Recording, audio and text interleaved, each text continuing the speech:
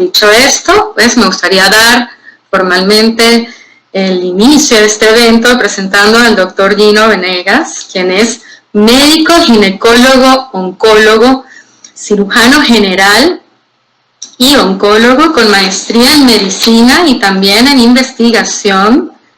En el pasado el doctor Venegas se desempeñó como director de la Dirección de Prevención y Control de Cáncer del Ministerio de Salud y en la actualidad se desempeña como ginecólogo-oncólogo en la Clínica Angloamericana, además de ser investigador principal en el estudio Estampa, que es un estudio multicéntrico de tamizaje y triaje, utilizando la prueba del papilomavirus humano, organizado por la Agencia Internacional para la Investigación en Cáncer.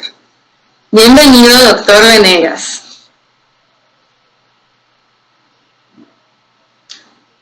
¿Qué tal? Muy buenas noches. Muchas gracias por la invitación. Es un honor poder participar de esta grata reunión. Es la segunda actividad académica que se realiza respecto del manejo y el screening de cáncer cervical. Entonces, hemos tenido grandes cambios desde abril del 2020, del año pasado, dado que las recomendaciones de la Sociedad Americana que se dieron en el año 2012 se han modificado. En las actualizaciones del 2012 ya planteaban un cambio que lo considero un cambio histórico, porque veníamos trabajando con citología convencional que ya había tenido un resultado óptimo en algunos escenarios para pasar parcialmente a las pruebas moleculares, y en este nuevo cambio, en esta nueva era que va a ser una era más moderna con las pruebas moleculares, vamos a poder realmente llegar a tener una captación mucho más grande de pacientes, y el escenario que nosotros vamos a vivir como ginecólogos, como personal de salud, es un escenario diferente. Entonces, dado que la información prácticamente ya ha sido brindada y está al alcance de todos, como se decía Sumi, ¿no? El objetivo de esta reunión se ha planteado como una especie de conversatorio, donde nosotros, la intención va a ser tratar de resolver la mayor cantidad de dudas, y dentro de la corta presentación, porque esta no es una ponencia, va a ser una especie de introducción al escenario, actualizando las nuevas guías, y he considerado poner el modelo de dos casos de los que vamos a tener día a día en nuestro escenario habitual. Como habíamos comentado, la idea de esta reunión es un conversatorio sobre cáncer de cuello uterino, la actualización de las guías americanas publicadas en abril del 2020 y los compromisos de la Organización Mundial de la Salud, que es la intención de la erradicación sobre cáncer. Entonces, esta presentación está auspiciada por Roche, pero el contenido de la presentación es totalmente independiente. Entonces, primero, las metas de la Organización Mundial de la Salud, planteadas como la estrategia para acelerar la eliminación del cáncer de cuello uterino como un problema de salud pública, objetivos y metas para un periodo 2020 y 2030. Esta conclusión, publicada el 3 de agosto del 2020, pretende dar las herramientas y las instrucciones para los países especialmente los países donde tenemos mayor tasa de incidencia de cáncer de cuello uterino. Nosotros, pese a ser un país que ha venido teniendo un desarrollo tecnológico bastante importante, seguimos con una incidencia y una mortalidad bastante alta que no se han modificado en los últimos 10 años. Podríamos considerar que esto es debido a múltiples factores, ¿no? Una de ellas es la estrategia de tamizaje que hemos venido utilizando. Es conocido que hemos manejado durante mucho tiempo la citología convencional, donde tratábamos de ver cuánto un centro de salud o un grupo de profesionales profesionales de salud a cuántas pacientes llegaban a tamizar, sin darle tanta importancia al resultado o asegurar el seguimiento y el tratamiento del paciente enfermo, ¿no? Y de ahí el ejemplo de pues, las cárceles de mujeres, donde muchas instituciones van a tamizarlas, es un modelo clásico. Bueno, la intención de esta estrategia para acelerar la eliminación del cáncer es la estrategia denominada 90-70-90, que situará a todos los países en el camino de llegar al 90% de las vacunadas, de las niñas vacunadas totalmente con la vacuna contra el papilomavirus antes de cumplir los 15 años. El 70% de las mujeres examinadas mediante una prueba de alta precisión,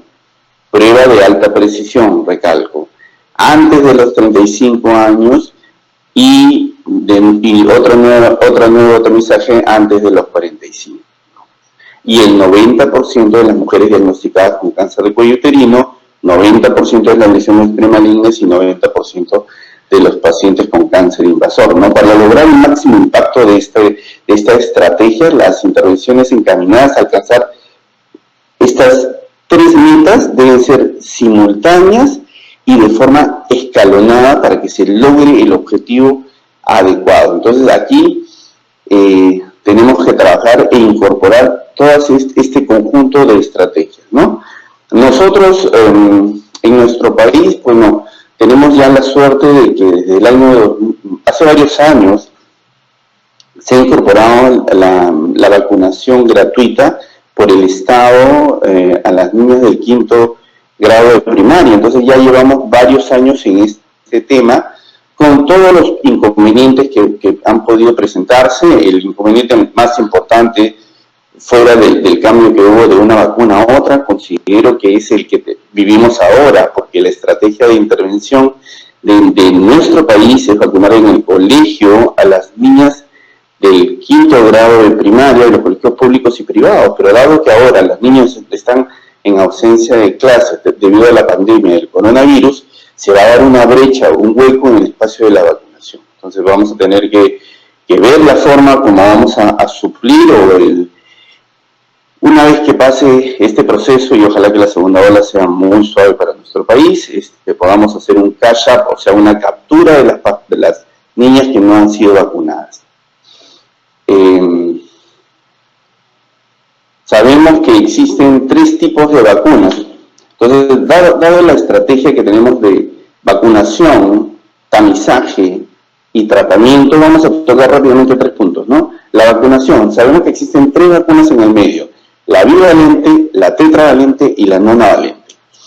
El Estado peruano, como vemos en la tabla, ha incorporado la vacuna tetravalente, que cubre, si nos abocamos directamente a la primera línea, donde vemos casos disminuidos de la protección por cáncer de cuello uterino, es del 70%. Existiendo ya una vacuna que tiene mayor cobertura, mayor protección contra mayor tipos, y que es la vacuna nonavalente, que nos cubre contra el 90%. Entonces, una pregunta muy frecuente en este tema es si es que asumimos erróneamente que la vacunación solamente debe ser en el 5º grado de primaria. Entonces, aquí tenemos que tener claro algo. Cada país es libre de escoger la estrategia de intervención, o sea, cada país toma su población objetivo. Entonces, la población objetivo para un país va a ser diferente que para otro país, y la estrategia entre tiempo y tiempo entre una dosis y la otra dosis también va a variar. Acá voy a poner el ejemplo de Perú. En Perú, por ejemplo, nosotros vacunamos en el 5º grado de primaria en colegios públicos y privados. Y el intervalo entre una dosis y la otra dosis es de 6 meses. Por ejemplo, Chile tiene también vacuna en colegios, pero vacuna con un espacio entre vacuna y vacuna de 1 año, de tal manera que, por ejemplo, la estrategia para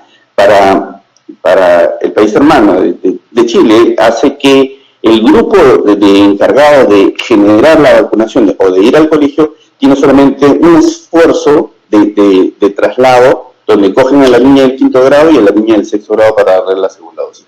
y así va variando de país a país.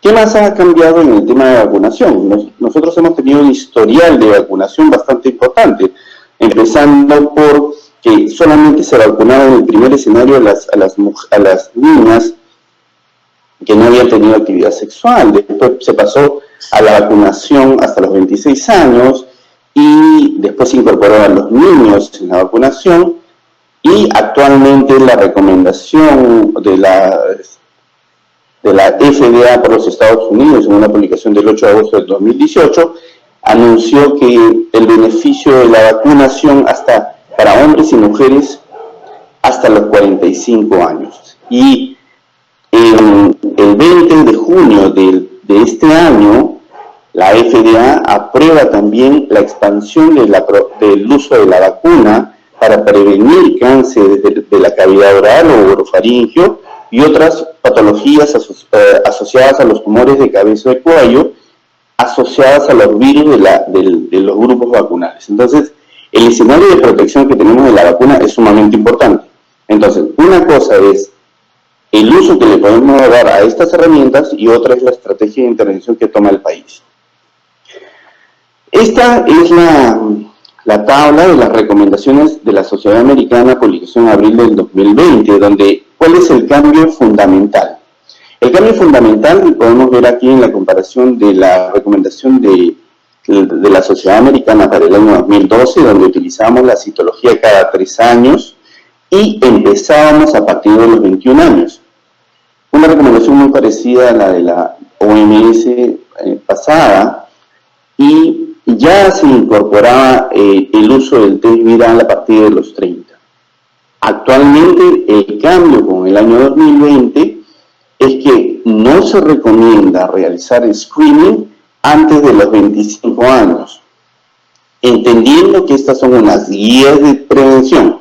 Estoy seguro que alguno de ustedes en este momento ha pensado, pero yo he visto pacientes de menos de 25 años con una lesión premaligna. Yo he visto, es cierto, estas son las guías, son las recomendaciones en generales del tamizaje, nos sirve como un patrón, como un libro para nosotros tener las herramientas para poder decidir. Uno es no hacer screening antes de los 25 años, y el segundo es iniciar el screening de 25 a 65 años, y como podemos leer, iniciar el tamizaje a partir de los 25 con test del virus del papiloma humano. ¿Qué beneficios nos da esta herramienta de poder empezar utilizando test moleculares? Nos da, los cambios más importantes son el inicio, que ha bajado desde los 25 años. La segunda es el espacio que se va a dar entre el inicio, entre tener una prueba negativa y el siguiente tamizaje. Entonces, para un trabajo poblacional, digamos, si tenemos que ver 100.000 personas, vamos a encontrar una tasa aproximada del 15% de pacientes con VPH positivo. Lógicamente, para el primer esfuerzo podríamos considerar que el trabajo va a ser sumamente arduo, porque vamos a ver 100.000 personas. Pero debemos entender que el siguiente año, de esas 100.000 personas, prácticamente el 85% fueron negativas. Ya no las tenemos que ver hasta dentro de 3 a 5 años. La recomendación dice 5 años, pero en casos especiales de pronto, donde hay una casuística o una incidencia muy alta de patología cervical, como la de nosotros, podría ser a 3 años. Otro de los datos importantes dentro de las recomendaciones es que lo que sugiere la Sociedad Americana es que las pruebas que se utilicen sean pruebas aprobadas por la FDA. ¿Qué quiere decir esto? Que las pruebas tienen que tener cierto rigor y deben de tener una orientación dirigida a cáncer de cuello uterino. A veces encontramos pruebas que tienen un mayor número de identificaciones virales, identificando desde lesiones de bajo grado hasta lesiones, hasta tipos virales muy infrecuentes. Entonces, el objetivo de esta prueba, de la prueba de tamizaje o la prueba molecular, es que nos va a identificar 14 tipos de alto grado, o sea, la prueba está dirigida a cáncer. Y esto hay que tenerlo claro. Cuando nosotros encontramos tipos virales de bajo grado, estos tipos virales van a ser enfermedades temporales que simplemente se van a limpiar en el tiempo y no van a ser de utilidad clínica para el paciente. No van a generar mucha ansiedad. La infección de VPH estigmatiza a la paciente y no ayuda a su recuperación posterior.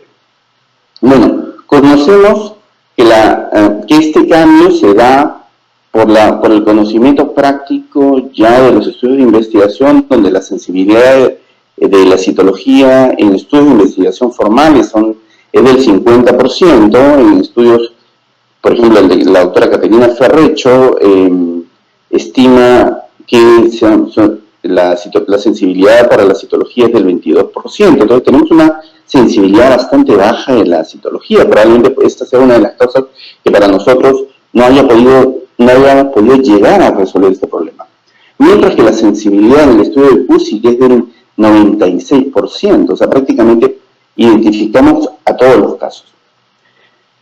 Y en el estudio, en esta tabla inferior, sabemos que si el paciente es negativo, el valor predictivo de la prueba es excelente. O sea, si miremos aquí la línea morada, si un paciente es negativo para el VPH hoy día, la posibilidad de que en 10 años haga enfermedad es bastante baja. Entonces, la recomendación internacional es a 5 años. Y nosotros podríamos dar este margen de seguimiento. Quiere decir que finalmente este trabajo que hacíamos en ver muchísimos pacientes cada año se va a ir reduciendo. Entonces, hasta este momento los cambios importantes son: cambio en el tipo de prueba, pasar de citología convencional a pasar a prueba molecular. Tenemos que dar el cambio, no va a ser fácil, tenemos muchísimo trabajo por hacer hasta que se resuelva este cambio. Hace unos años, cuando a mí me llegaba una paciente que me pedía, quiero hacerme el test del virus del papiloma humano, y tenía 26 años, yo le decía, mira, todavía no te toca. Pero miren, la ciencia y la información científica, cómo nos va aclarando el tema, ¿no? El cambio se dio ahora a partir de los 25 años, y el intervalo de evaluación es duro. Incorporar esta nueva intención de tamizaje ya es la realidad, y esto es científicamente publicado. Entonces, vamos a tener que cambiar nuestra modalidad de seguimiento para los que hacemos consultorio, para todo el auditorio en este momento, que vemos pacientes todos los días. Estamos acostumbrados, y las pacientes están acostumbradas a que le digamos, ok, terminamos tu examen de prevención, todo ha salido bien, vienes el siguiente año. Entonces ahora lo que hay que decir es, mira, todo está perfecto, tú no tienes ningún problema, entonces estamos en 2020, tu siguiente control con test viral es en 5 años. Pero igual tiene que seguir la paciente su control de mamas, igual tiene que visitar al médico por algunas otras patologías ginecológicas asociadas. Este uso o esta incorporación del uso del VPH se fundamenta en un seguimiento de tablas de riesgo. Y acá ya no falta mucho para terminar esta corta presentación. Estas gráficas yo considero que todos nosotros deberíamos tenerlas en la mesa de trabajo, porque ahora vamos a poder decirle al paciente cuál es el riesgo de que tenga una lesión. Antes, cuando nos salía un ascus, por ejemplo, lo pasábamos a colposcopía, o cuando nos salía el test del virus del papiloma humano, no sabíamos enviarlo o no enviarlo, o qué riesgo tenía.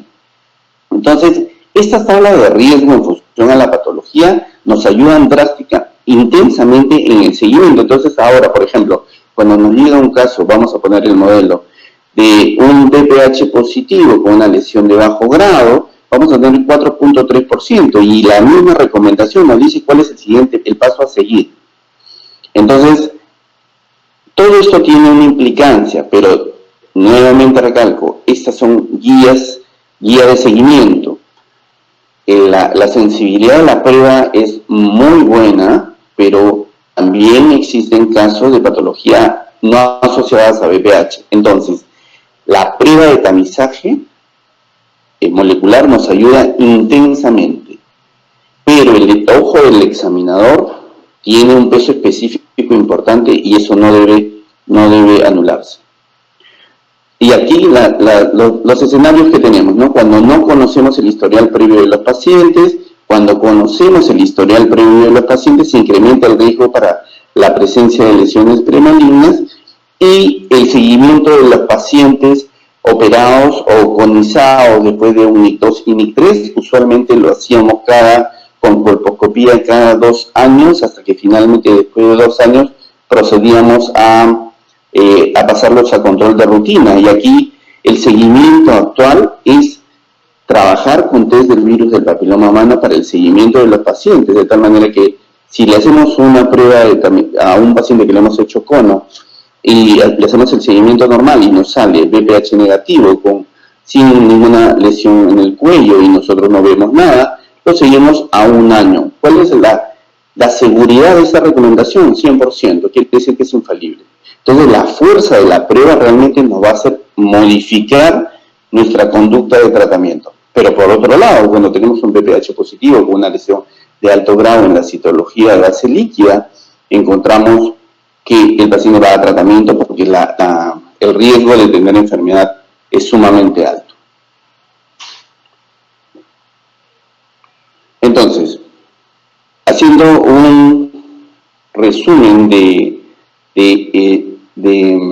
esta corta presentación, podríamos concluir en estos cambios importantes. La vacunación que se recomienda por cada país es población objetivo. La recomendación aprobada por la FDA y por la industria es poder vacunar de 9 a 45 años con énfasis en la población vulnerable. ¿Qué quiere decir énfasis en la población vulnerable? Si nosotros en nuestro día a día tenemos un paciente, por ejemplo, que tiene una chica joven que llega con VIH, que tiene artritis reumatoide y utiliza corticoides, que es una diabética tipo 1, que sabemos que su sistema inmunológico es más bajo del usual, ese grupo de pacientes principalmente deben de vacunarse. Pero por otro lado tenemos la paciente de rutina normal, de la consulta normal, que es la paciente que llega con un condiloma, que es algo sumamente frecuente para los que hacemos consulta, pero la prevalencia de verrugas genitales en la población en un trabajo hecho en nuestro país es 2.3%. Significa que este grupo poblacional es vulnerable porque ha tenido la capacidad para incorporar los virus de bajo grado para generar esta lesión, y así como ha tenido todo el escenario para poder incorporar un virus de bajo grado, así lo puede ser el de alto grado, así que la recomendación está dada. Hay que hacer un cambio en la visión del tamizaje. Tenemos que entender que el tiempo pasó, que ahora el Papa Nicolau no va a desaparecer, la citología no va a desaparecer, va a potenciarse y va a mejorar. Primero, no va a desaparecer, ¿por qué?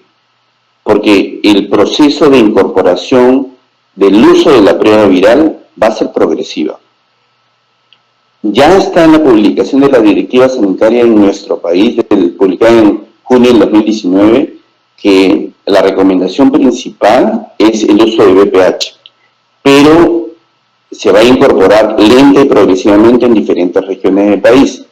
Creo que es entendible que todos estos procesos van a ser mucho más lentos debido a que entiendo que desde el punto de vista del Estado el presupuesto ha sido dirigido hacia la pandemia. Pero bueno, ya la indicación está y esto va a pasar. Eso quiere decir que en nuestro escenario de rutina vamos a tener 2 grupos, ¿no? El paciente que viene ya con tamizaje asociado al virus del papiloma humano y con citología convencional. La derivación a colposcopía actualmente va a estar determinada por la presencia del virus o la ausencia. Eso quiere decir que para los que utilizábamos la colposcopía como una herramienta de tamizaje, ya no va a ser de gran utilidad, debido a que, primero, no se ha demostrado que la colposcopía sea útil como una prueba de tamizaje primaria, nos ayuda para la prueba diagnóstica, y actualmente, en función a la tabla de riesgos, hacemos la derivación hacia colposcopía.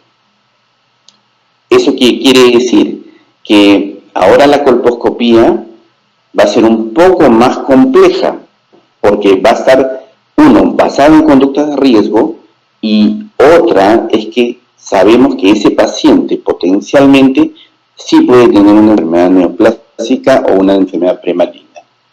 El otro objetivo, pues, que es determinante, y es asegurar el tratamiento de lesiones premalignas.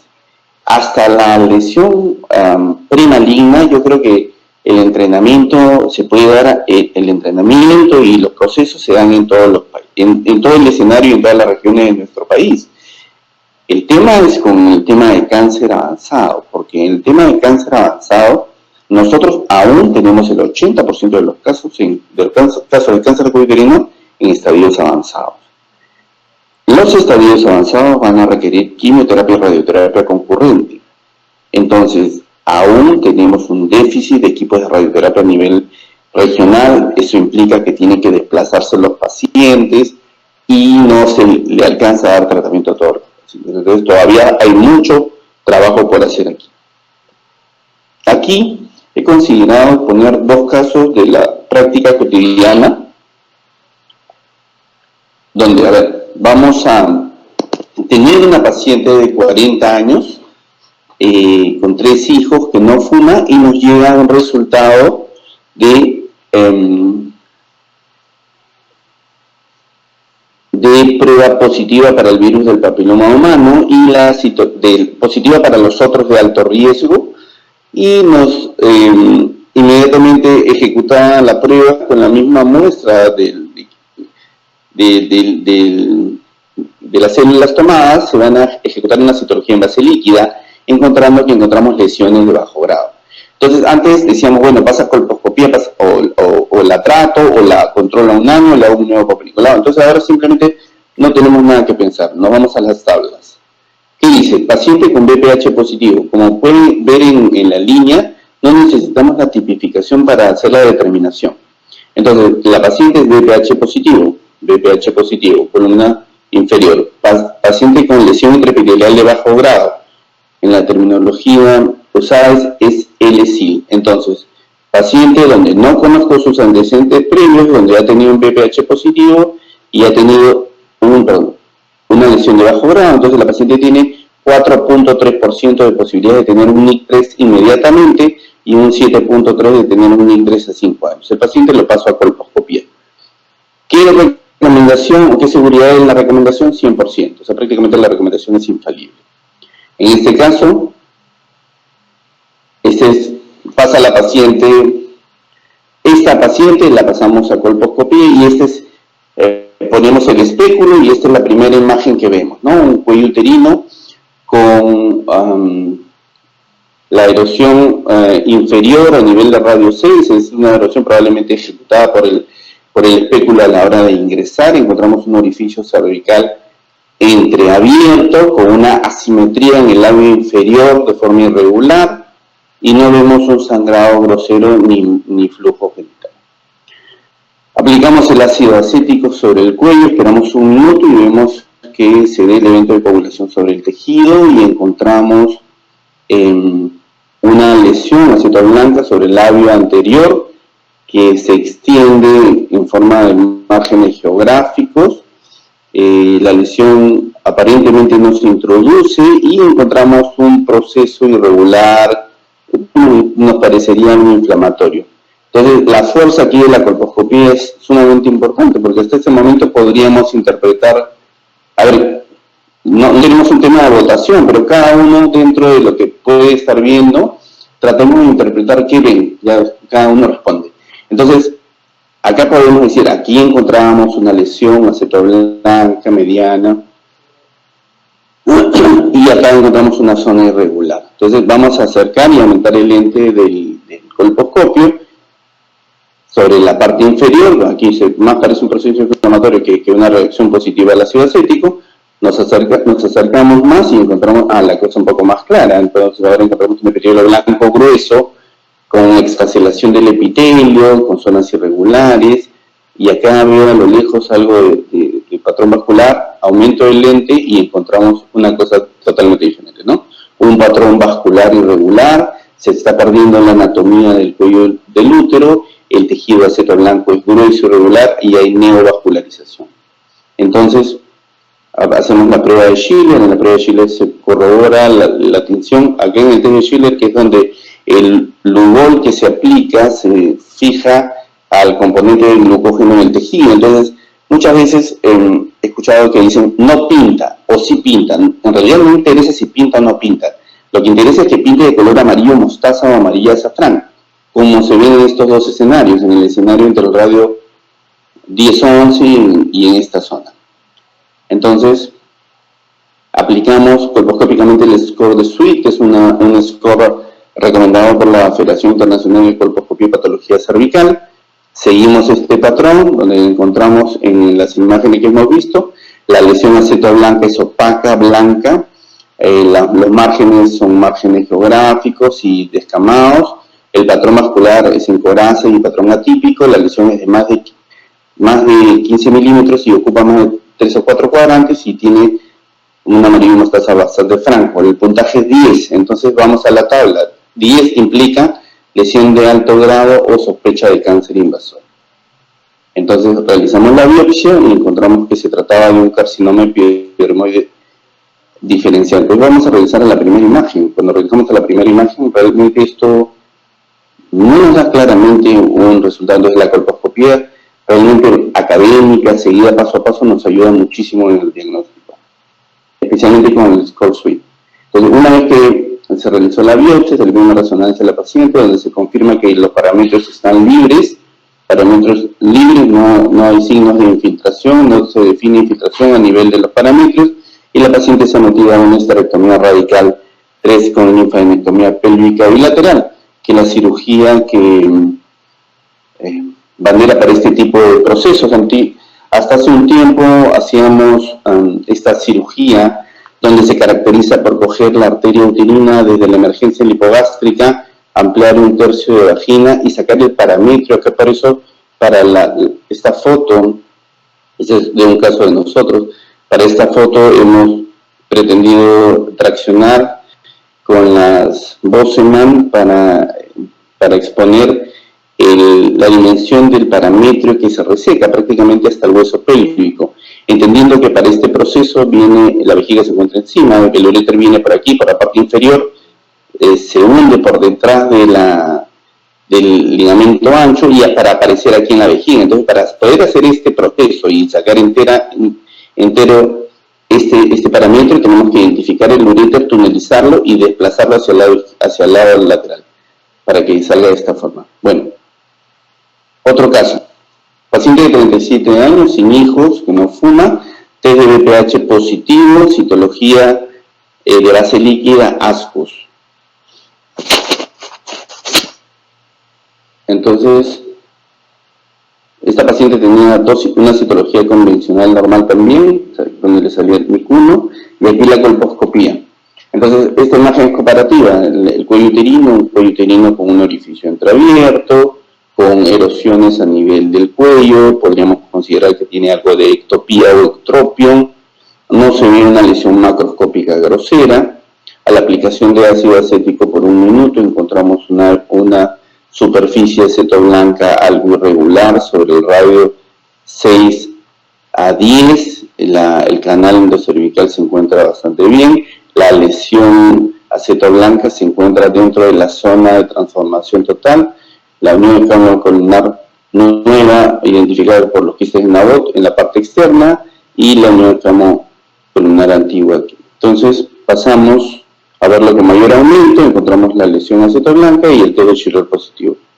Realizamos una biopsia, encontramos cervicitis crónica y lesión escamosa intraepitelial de alto grado NIC2. NIC2, NIC3.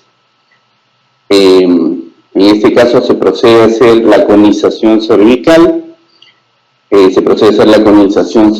acá lo importante es que la profundidad de la conización idealmente tiene que tener un margen importante y que el borde es libre. Entonces, cuando nosotros tenemos una conización cervical, y en la parte práctica, en la parte de tratamiento, debemos de evaluar 3 variables, ¿no?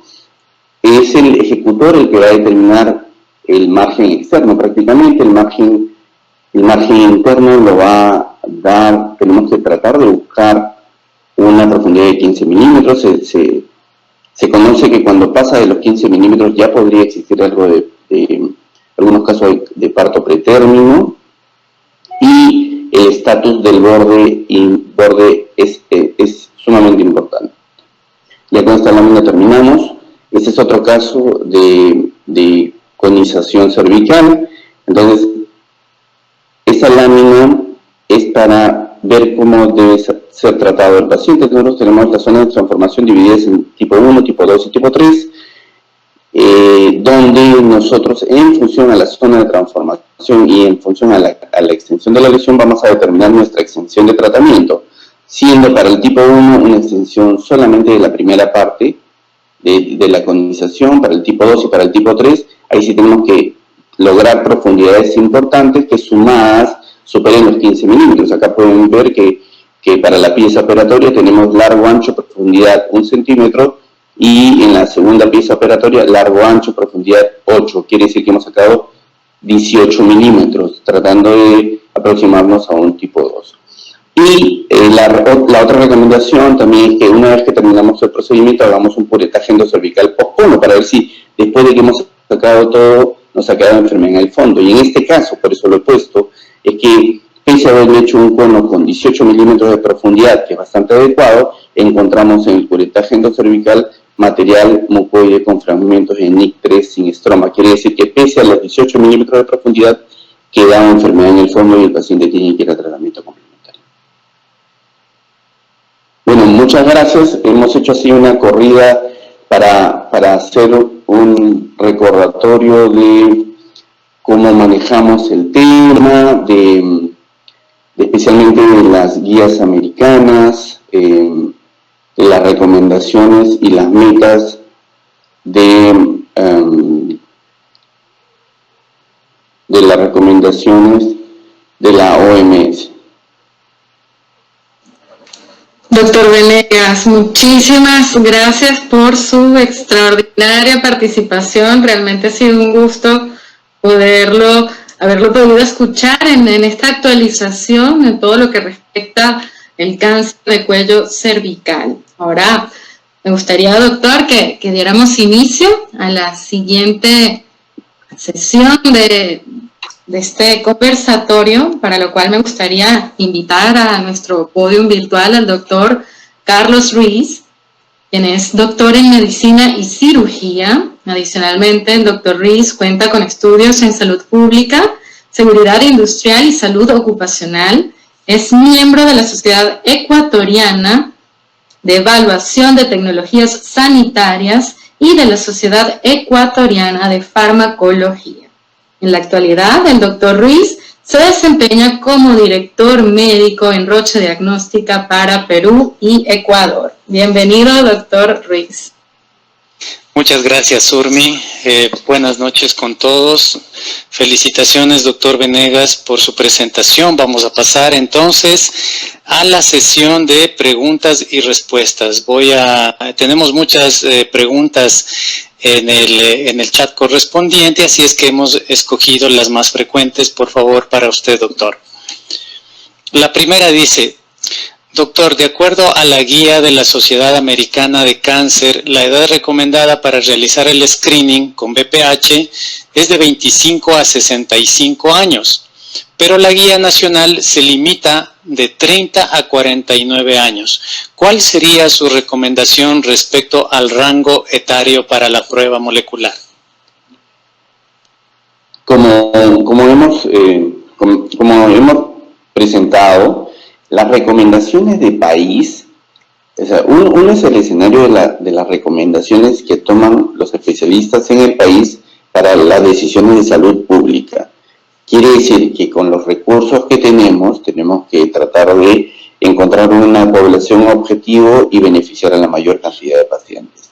Esa es la recomendación. Entonces, la recomendación de país a país puede variar. Entonces, la recomendación de nuestro país es empezar a partir de los 30 años, pero probablemente esta recomendación con un sustento muy adecuado, dado que tenemos que entender que esta recomendación que hace nuestro país está publicada en la Directiva Sanitaria de junio del 2019.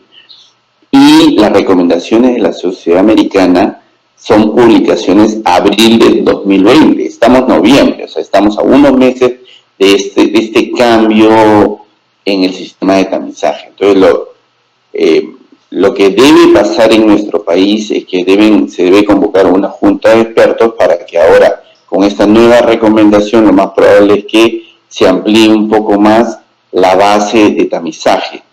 Pero bueno, seguida, si tenemos que fundamentar, o sea, las reglas que dice nuestro país, para los que trabajamos en el sector público, tendremos que seguir la regla del sector público, que es en este grupo etario, pero sin dejar de decirle, o sea, si tengo una prueba que en el hospital se la puedo hacer, tendré que hacerla dentro de ese rango porque son las reglas del Estado. Pero sin dejar de explicarle a la paciente que ya hay una recomendación internacional donde se lo puede hacer de 25 a 65 años. Y en el escenario privado, pues trabajarlo de 25 a 65 años, porque ya las pruebas son más que evidentes. Gracias, doctor, por su respuesta. Pasamos a la segunda pregunta. Dice, ¿cómo se puede regular todo esto, ya que hay clínicas que están haciendo pruebas moleculares no validadas a mujeres de cualquier edad, 21, 23, 24 años? Entiendo además que la prueba molecular debería hacerse dentro de un programa de tamizaje debidamente organizado. Esta recomendación es el escenario ideal. La mejor estrategia en cribado, existen los cribados oportunistas y los cribados organizados. Nuestro país tradicionalmente ha tenido un sistema de tamizaje oportunista, quiere decir que la señora que vive en la esquina porque está frente al hospital o frente a un centro de salud, se le ocurre ir hoy día a hacerse un tamizaje.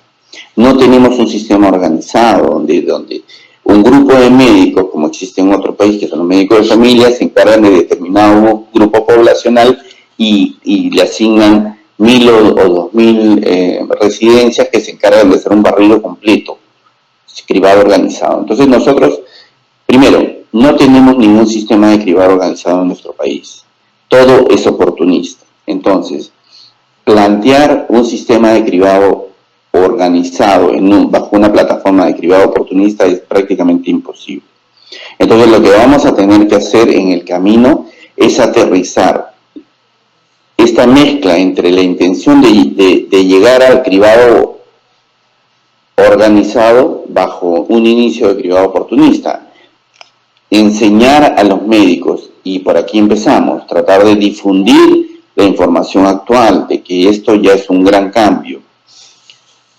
¿Por qué utilizar prueba? Tal vez, ¿por qué cambiar? ¿Por qué no seguir con lo mismo? Bueno, porque en 10 años no hemos cambiado, seguimos con la misma mortalidad. Porque es muy difícil llegar a una mujer. Es muy difícil, o sea, cuando yo veo una paciente que tiene cáncer, tengo dos escenarios de pacientes que llegan con cáncer. La pregunta de rigor es, ¿y cuándo te hiciste tu examen, no? Y hay mujeres que nunca se hicieron el examen. Ay, doctor, qué vergüenza, o que le da el esposo, todavía hay mucha idiosincrasia. Y por otro lado, tenemos la paciente que religiosamente se hizo un sistema de tamizaje normal y falló. Y esto es muy frecuente. O sea, miren, yo manejo cáncer. O sea, yo soy de pronto junto con el equipo de ginecólogos, oncólogos que trabajamos aquí en nuestro país, los que vemos las derivaciones de todos los ginecólogos y todo el personal de salud. Y encontramos este defecto. O sea, hay gente que se ha hecho muchísimas pruebas, que ha ido a varios médicos, pero finalmente no es un error médico, no es un error del citólogo, no es un error del patólogo, es un error de la prueba en sí. Tiene muchos bemoles. Entonces, la recomendación, tratemos de usar la prueba en la medida de lo posible. Mientras, si ya lo tenemos, por ejemplo, ya lo tenemos en el Hospital 2 de Mayo, o sea, la prueba existe. Si yo, cuando trabajaba en el Hospital Santa Rosa, le hacía su hoja de transferencia al paciente y venía con su tubito para que yo le tome la muestra y la llevaba y me traía la prueba viral. El seguro integral lo cubre. Entonces, así como lo cubre en un lugar, poco a poco, dadas esta recomendación ya internacional, ya no hay muchas dudas ni más investigación que hacer. Ya tenemos que ver qué forma se incorpora dentro de nuestro sistema de tamizaje. Gracias, doctor. Y ahí tal vez me permito complementar esta respuesta en el sentido de que esta prueba molecular se corre en equipos Cobas 4800, que son prácticamente equipos automatizados que están compuestos a su vez por dos tipos de equipos. El uno es el X480, que es el que hace la extracción de los ácidos nucleicos, y el otro es el Cobas Z480, que hace la reacción en cadena de la polimerasa, de tal manera que hay muy poco riesgo de error. Estas pruebas tienen validación tanto analítica como clínica, por ello cuentan con aprobación FDA y también de Comunidad Europea, y este robot puede practicar hasta 300 pruebas tranquilamente en un día. Muchas gracias, doctor, por sus comentarios a esta pregunta. La siguiente pregunta se refiere a cómo influye la edad de la paciente en el manejo del VPH. ¿Es igual tratar o manejar una mujer con VPH positivo a los 25 años que a los 65? ¿La conducta es más agresiva en alguna edad en específico? La pregunta es muy buena, porque nosotros, cuando ya hemos pasado por la prueba viral, la citología, la colposcopía, vamos a poner dos de los escenarios, ¿no? Encontramos un NIC1 en ambos casos, a los 20 años y a los 65. Entonces, el NIC1 no se debe operar porque tiene una tasa de reacción espontánea a menor edad que supera prácticamente el 90%. Entonces, en el modelo de la mujer de 20 años, que le encontramos un NIC1, por ejemplo, 25 años, digamos, ya para tratar de alinearnos con el tamizaje. Encontramos una mujer de 25 años con un NIC1, su posibilidad de que tenga reacción espontánea supera el 90%. Entonces, solamente tenemos que observar a la paciente. Y es la misma recomendación que tiene la Sociedad Americana. Ahora, por otro lado, si tenemos una mujer de 65 años con un NIC1, tenemos que el clínico tendrá que determinar, el examinador. ¿Por qué? Porque dada la variación de la zona de transformación, a los 25 años encontramos la zona de transformación hacia afuera, de tal manera que el observador tiene control total en la colposcopía. No se le va a ir, así sea un colposcopista nuevo que está en proceso de entrenamiento, es muy difícil que a una jovencita se le vaya una lesión debido a que la lesión está afuera. Mientras que en la paciente que tiene una zona de transformación tipo 3, como lo mostramos en la gráfica, donde está dentro del canal endocervical, ahí la lesión puede estar escondida. Entonces, aquí, más que un diagnóstico de NIC1, tenemos que sentarnos a hablar con nuestra paciente, a conocer a la paciente. Y es aquí donde esta historia de hace cuánto tiempo tiene su última pareja, y podemos hacer una línea del tiempo. Lo que yo hago, que me parece bastante práctico para decidir un tratamiento en una mujer que tiene más de 60 años, es hacer una línea del tiempo y le pregunto sobre su sexualidad. Entonces, si tiene factores de riesgo, si fuma, si tiene sobrepeso, y si de pronto no ha tenido mayor pareja sexual.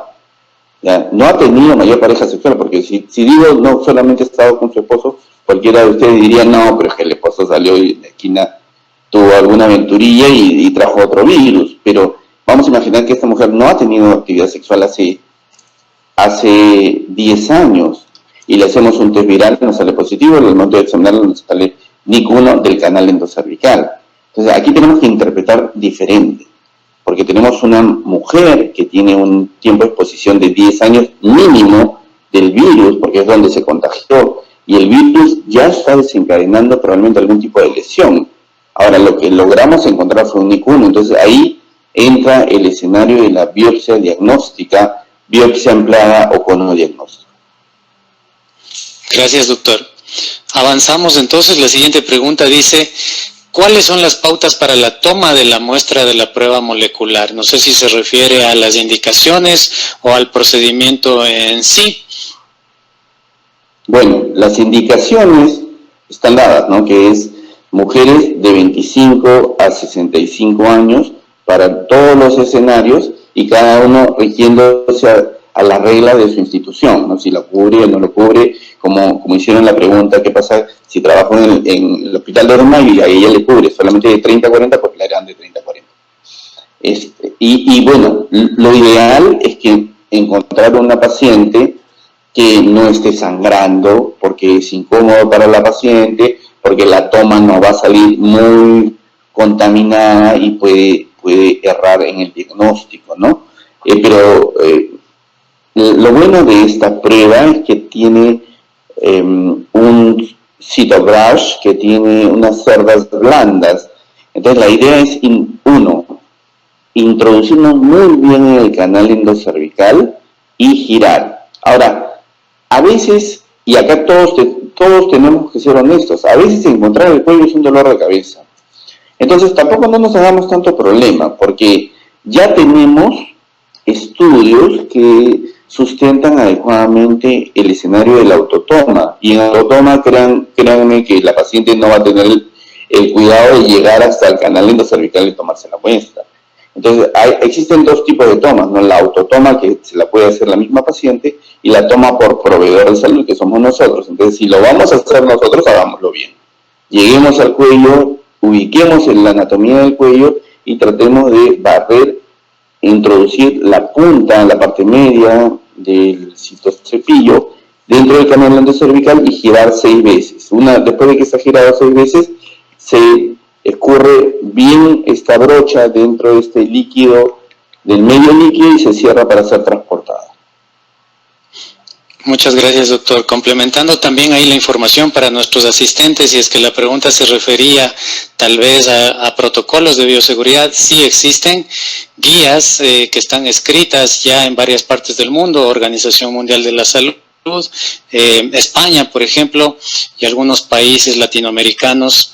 En el caso de Ecuador, en la Seguridad Social, también existe un protocolo que indica todos los pasos que debe tener tanto el médico como la paciente al momento de hacer la toma de la prueba molecular, hablando específicamente del riesgo biológico que estamos corriendo profesionales de la salud por el tema de la pandemia. Y avanzando con las preguntas, pues la próxima, doctor, dice: las personas vacunadas con vacuna tetravalente o nonavalente deben hacerse screening con test de VPH. ¿En qué casos? ¿O no hace falta tener screening porque ya están protegidas en teoría?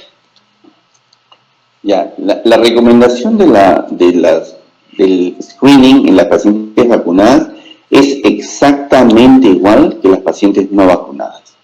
No hay ninguna diferencia en el screening, dado que la vacunación, primero que existen 3 tipos de vacunas en el medio: la vacuna bivalente, que cubre contra el 16 y 18, la tetravalente 6-11, que son de bajo riesgo, 16 y 18, y tenemos de ahí la nonavalente. Entonces, primero que no sabemos qué tipo de vacuna le han puesto, ¿no? Y lo otro es que estrictamente la vacuna del papilomavirus, cualquiera de los 3 tipos, no protege al 100% a las pacientes. Entonces debemos seguir, o sea, la recomendación es: tenemos que vacunar a todas las pacientes, de todas maneras. Pero la cobertura para la tetravalente es del 70%, como lo habíamos mostrado, para cuello uterino, y del 90% en la nonavalente, pero el sistema de cribado no va a modificarse frente a la no vacuna. Es exactamente igual. Gracias, doctor. Siguiente pregunta dice: ¿cuál es el papel del cono diagnóstico? Bueno, el cono diagnóstico, creo que ya como parte de la pregunta del tratamiento en la mujer que tiene 60, el modelo de la mujer que tenía 60 años, que tiene una zona de transformación no muy bien evaluable, o por ejemplo, si tenemos una paciente que es positiva para la infección del virus del papiloma humano, y en las tablas, en las gráficas, podemos ver, ¿no?, que ya la recomendación de la Sociedad Americana propone, si tenemos la infección del virus del papiloma humano en la prueba molecular y sale que en la citología de base líquida encontramos una lesión de alto grado o un ASH, que es una lesión también de alto grado, la recomendación es colposcopía o tratamiento. Ya prácticamente están indicando que esta paciente necesita un cono diagnóstico. Entonces, el rol del cono diagnóstico es muy importante, se ha ampliado con esta recomendación. Definitivamente depende mucho del clínico, porque esta es la decisión entre el médico y su sospecha de enfermedad oculta. El cono diagnóstico obedece a enfermedad oculta. Entonces, el cono diagnóstico prácticamente lo vamos a dividir a dos escenarios.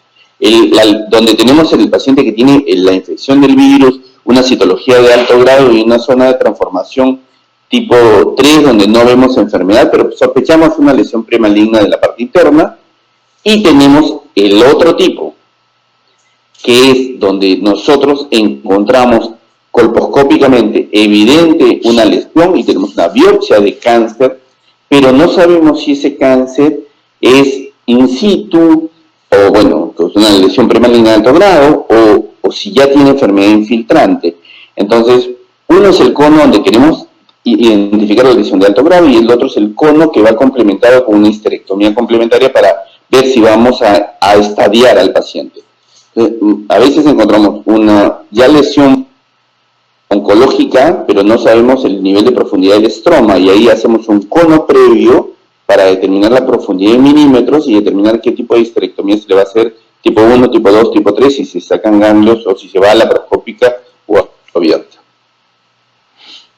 Muchas gracias, doctor, por su respuesta. Avanzamos. Entonces, la siguiente pregunta dice, doctor, ¿podrá el MINSA financiar los costos del test molecular de VPH en el Perú?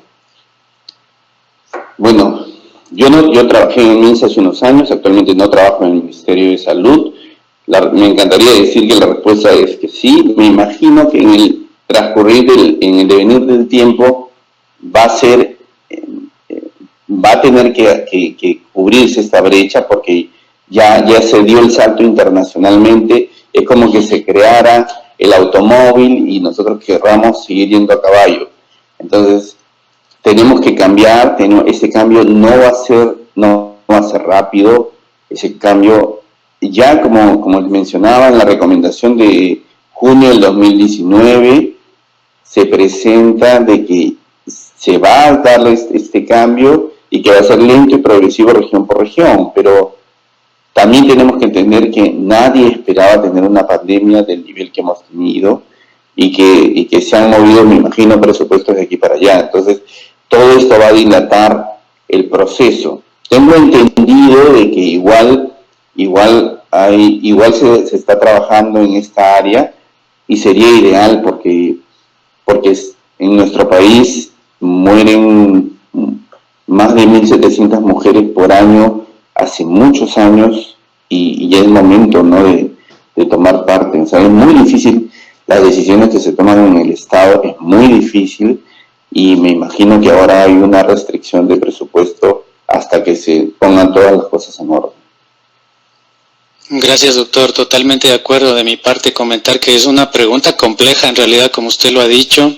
El tema económico y de financiamiento, yo creo que no solo es el tema económico, sino varias barreras, ¿no es cierto? El hecho de la falta de conocimiento de muchos profesionales todavía de salud, como usted bien lo ha dicho, y también por parte de pacientes, que creo que estamos venciendo esas barreras a través de estas actividades educativas. En el tema financiero, aclarar que probablemente el test molecular de VPH en Perú tenga un costo alrededor de $56, entre 170 y 180 soles, y que esto está cubierto por el SIS, por el Sistema Integral de Salud.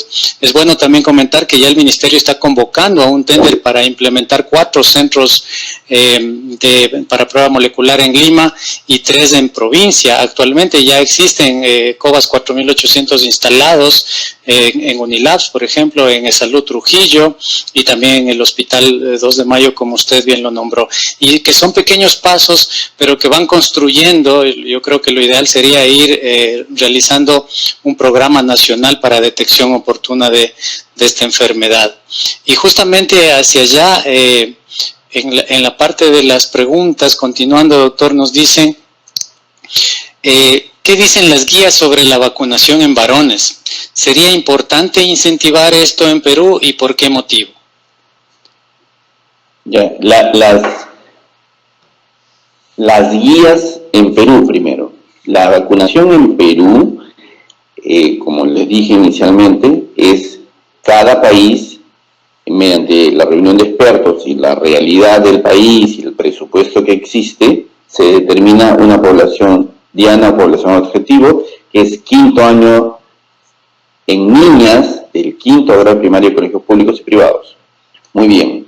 Me imagino que ahora va a haber catch-up. Ahora, ¿qué dice la recomendación internacional?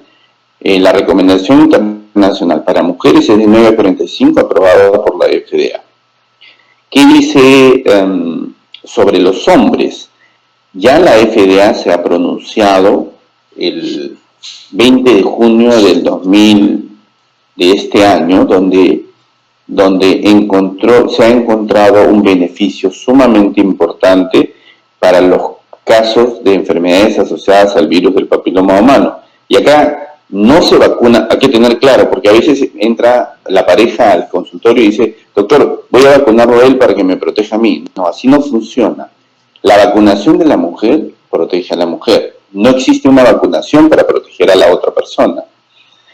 El efecto rebaño, que es probablemente uno de los eventos que se va a dar cuando se logran vacunar grandes poblaciones, pero la vacunación en varones es para la protección al varón de las enfermedades asociadas al virus del papiloma humano, que son patología de orofaringe, cánceres de cabeza y cuello, cáncer de pene, canal anal y ano. Entonces, ya se ha demostrado, por ejemplo, la metástasis cervical de primario no determinado en los Estados Unidos ya superó a los casos de cáncer de cuello uterino.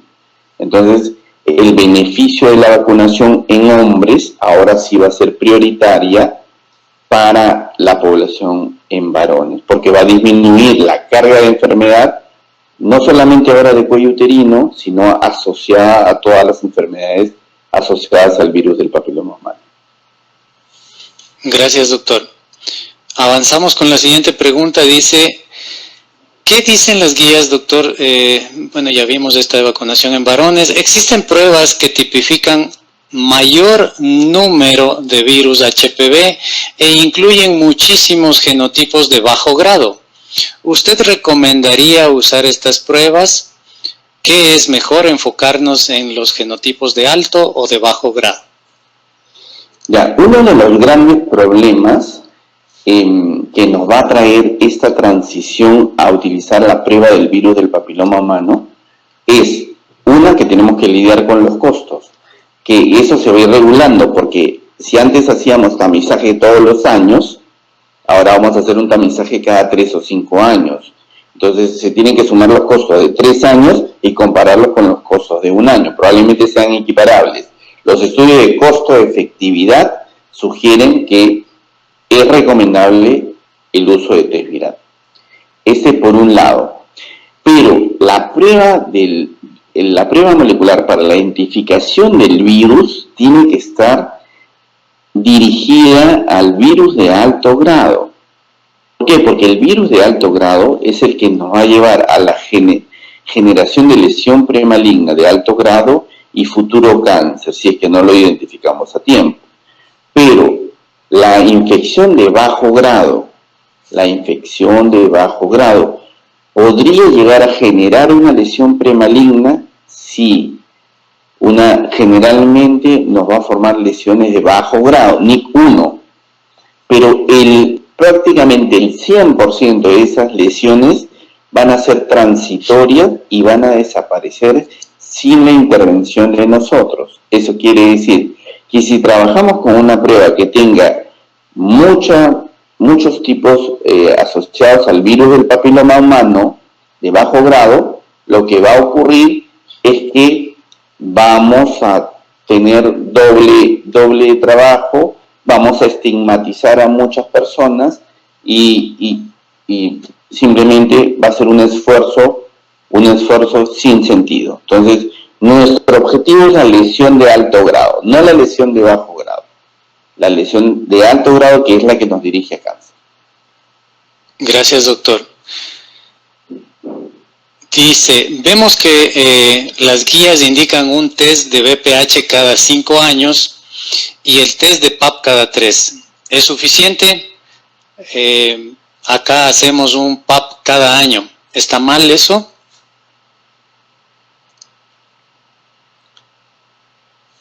Las guías americanas están... El cargador, por favor. Las guías americanas están fundamentadas en el estudio Kaiser, que es un estudio que se ha hecho de seguimiento durante muchos años a 1,5 millones de mujeres. Eso quiere decir que en realidad la recomendación ya está escrita, no debemos interpretarla, o sea, por eso se dicen guías. Estas guías están fundamentadas en estudios de investigación. Entonces la recomendación es 5 años. Ahora, cuando una prueba es negativa, nosotros podemos dar un margen. Ya los estudios sugieren que tal vez en 10 años no pase nada, su nivel de infección es muy bajo. Pero, por otro lado, tenemos que entender que también existen enfermedades no asociadas al virus del papiloma humano. Entonces, la recomendación es tamizar cada 5 años. Pero en poblaciones donde tenemos mucha patología y estamos en la transición y hay que ver qué tipo de prueba se utilizó, tenemos que entender también de que yo he puesto ahí que debemos de seguir la recomendación de la Sociedad Americana donde dice utilicemos las aprobadas por la FDA. ¿Por qué? Porque están saliendo, como nosotros somos fabricantes de todo, están saliendo las pruebas in-house. Las pruebas in-house son que yo tengo un laboratorio y empiezo a hacer mi prueba de BPH local, pero no está demostrada, no está aprobada científicamente, pero ya se están comercializando. Entonces, tratemos de utilizar una prueba adecuada, tratemos de utilizar la recomendación de 5 años o 3 años en función a la condición de riesgo del paciente. Entonces, si nosotros utilizamos la recomendación de 5 años, si una mujer no ha tenido absolutamente ningún riesgo y no tiene factores, a 5 años. Si tiene algún factor de riesgo o vemos alguna pequeña lesión que a nosotros nos queda duda, pues la tamizaremos a 3 años. Gracias, doctor. Y vamos terminando. Creo que esta es la última pregunta de las más frecuentes. Dice... Doctor, ¿la alta sensibilidad de la prueba molecular BPH sería suficiente para disminuir el cáncer cervical? Muy buena pregunta.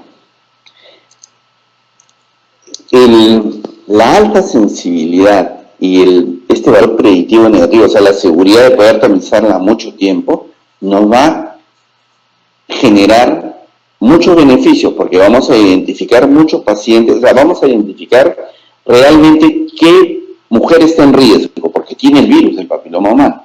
La que no lo tiene puede estar tranquila, ¿no? Se puede contaminar después, pero pasará mucho tiempo hasta que se genere la enfermedad. Entonces, acá vamos a encontrar este embudo que se ha generado en todos los escenarios. Normalmente nosotros cuando trabajamos con Papa Nicolau, teníamos alrededor del 7% de los casos. De cada 100 pacientes, 7% eran positivos o tenían Papa Nicolau alterado. Y esos 7 pacientes pasaban a colposcopía.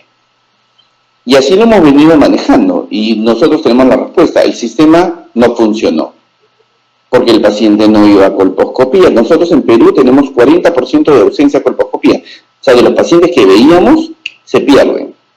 ¿Ya? Entonces, ahora vamos a tener no el 7%, sino el 14% según los estudios preliminares del estudio Estampa Perú. O sea, nuestra población es de alrededor del 14%, la prevalencia del virus del papiloma humano para mujeres mayores de 30 años es del 14%. Quiere decir, de cada 100 tamizadas yo voy a tener 14 positivas. Y a esas 14 positivas ahora voy a tener que pasarlas a un sistema de evaluación. De aquí es donde se crea, si yo todos los pacientes BPH positivos los paso a estudio colposcópico, se crea un embudo y un cuello de botella que no va a ser posible darles un seguimiento adecuado. Entonces, la recomendación de la Sociedad Americana es la creación de esta prueba que fue publicada en el estudio Atenas, se llama citología reflex, ¿Qué quiere decir? Cuando tengo este 16% de pacientes BPH positivos, se va a hacer una citología en base líquida, citología reflex. Ese es el filtro. Esa es como la prueba de triage. Entonces, si yo tengo un BPH positivo, pero con citología negativa, al paciente lo voy a controlar a 1 año. Eso va a descargar prácticamente el 50% de ese 16% y vamos a seguir en nuestro 7% que hemos venido trabajándolo hace mucho tiempo. Entonces, la pregunta, ¿va a ser posible disminuir el número de casos? Si nos pegamos a la regla, lo más probable es que ahora encontremos en colposcopía adecuada, no hay tamizaje, encontramos ahora muchos casos positivos. Lo que yo trabajo en esta área y lo que encuentro ahora, los pacientes llegan a las consultas con su prueba viral. Doctor, vengo con mi prueba viral positiva porque ya me han hecho tamizaje aquí y ya para nosotros hay que romperse el ojo porque es diferente hacer una colposcopía con un ASCUS, como era antes, que bueno, un ASCUS está asociado a una candidiasis, y ahora la paciente tiene BPH positiva y no tiene relaciones hace tanto tiempo, entonces, y no le encontramos la enfermedad y nosotros nos quedamos en el limbo. Entonces, aquí viene la decisión, le hago biopsia del canal endocervical, le hago un estudio del canal, cuando la sigo, y realmente estas recomendaciones, por eso yo les sugiero que estas tablitas que hemos puesto en la presentación, he tratado de toda la guía, de toda esta recomendación, separar estas 3 tablas. Yo les recomiendo que las impriman y las tengan en su escritorio, porque nos va a ayudar mucho, porque nos va a llegar, a todos nosotros nos va a llegar un paciente BPH y vamos a ver cuál es el camino. Entonces va a haber pacientes que no vamos a necesitar hacerles absolutamente nada. En mi seguimiento, por ejemplo, ahora ya el paciente, doctor, vengo porque antes le hacía colposcopía porque tuvo una lesión hace mucho tiempo. Yo digo, no, ahora ya no te voy a hacer nada. Vamos a hacerte test viral primero y en función al test viral te haré colposcopía o no te haré colposcopía. También el cambio es para nuestros pacientes. Igual el cambio es para nuestros pacientes. Y el otro cambio es el siguiente. Le hice test viral al paciente y le salió negativo. Entonces, ahora le tengo que explicar al paciente que en su control siguiente, que lo cito al siguiente año para hacerle para pedirle el examen de mamas y todo lo de rutina normal, le digo, bueno, hay buenas noticias porque ya no te voy a poner el espéculo hasta dentro de 3 o 5 años en función al criterio de riesgo. Entonces, es grato para el paciente también. Y nosotros no es que perdamos pacientes, en realidad vamos a ver muchísimos más, porque vamos a encontrar más pacientes y vamos a curar más pacientes y vamos a salvar más vidas, que es el objetivo de nuestra profesión. Muchas gracias, doctor, por su respuesta. Totalmente de acuerdo. Aquí nada más complementar de mi parte como comentario final. También soy un convencido de que la prueba molecular sola no va a lograr vencer esta enfermedad. Esa creo que es la principal razón por la cual la Organización Mundial de la Salud lanza esta alerta y esta estrategia 90-70-90, que implica que promulguemos la vacunación en todas las niñas y niños antes del inicio de su vida sexual. Así es que comentemos esto con nuestras familias, que existe una vacuna disponible para evitar esta enfermedad, tanto en varones como en mujeres. El cáncer cervical, en varones también se pueden producir patologías oncológicas por VPH. Educar a la población. En el segundo objetivo, la OMS dice 70% de las mujeres de entre 25 y 65 realizadas un screening con una prueba molecular, y creo que ahí viene el aporte de hacer la prueba VPH, que está demostrado en todas partes del mundo, que es por su alta sensibilidad, por su tecnología, pues es superior al Papá Nicolau. Recordemos, como bien lo ha dicho doctor Gino, hasta 1/3 de los casos de cáncer de cervix se descubrieron en mujeres que tenían un Papá Nicolau normal, justamente, y que en el estudio Athena, que se corrió con más de 47,000 mujeres en Estados Unidos, se demostró que 1 de cada 4 mujeres que tenían un VPH 16 positivo iban a desarrollar un NIC3 en los siguientes 3 años, y 1 de cada 9 mujeres que tenían un VPH 18 positivo iban a desarrollar un NIC3. Entonces, en ese sentido, las estrategias de tamizaje son totalmente válidas. La costo-efectividad está demostrada para la prueba molecular, incluso en países latinoamericanos. Hay estudios acá mismo en Perú, en Ecuador, que si los asistentes lo quieren, lo podemos compartir. Y el último pilar de la estrategia, este 90% después del diagnóstico, que nuestras pacientes estén tratadas, abordarlas lo más rápidamente posible y realizar el tratamiento más adecuado para todas nuestras pacientes, y de esta manera luchar contra esta enfermedad y tratar de erradicar el cáncer de cervix, ya que actualmente al menos 6 mujeres mueren cada día en el Perú por cáncer de cuello uterino. Con esto, pues, agradecer infinitamente la colaboración de nuestro invitado especial, doctor Gino Venegas, y le doy el pase y el micro a Surmi para el cierre de la reunión. Muchas gracias.